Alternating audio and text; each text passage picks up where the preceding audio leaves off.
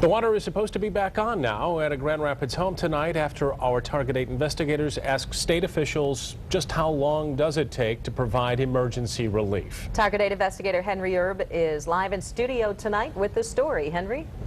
Well, it's a question a Grand Rapids man asked just after more than a week living without water. It might have taken longer if he hadn't called us.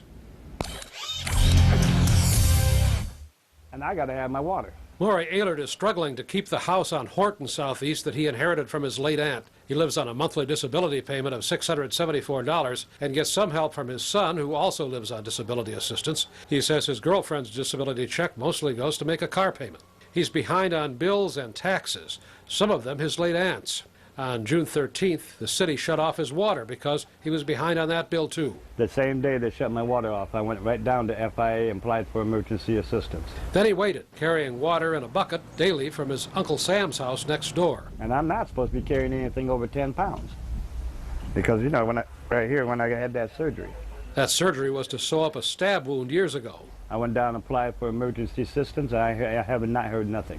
It's been 9 days, so we asked Department of Human Services officials just how long does it actually take to get emergency help. The answer is that 10 days is the state's standard.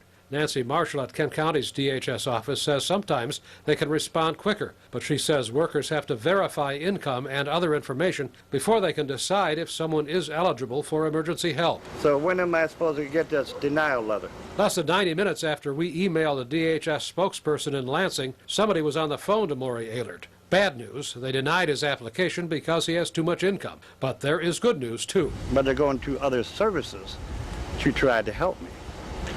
And they said, possibly get my water back on this afternoon. The Grand Rapids Water Department says the water would be back on before day's end. DHS says a decision had already been made, but it would have taken a couple more days for them to mail it to Maury Ehlert, and that our involvement had sped things up. Henry, thank you.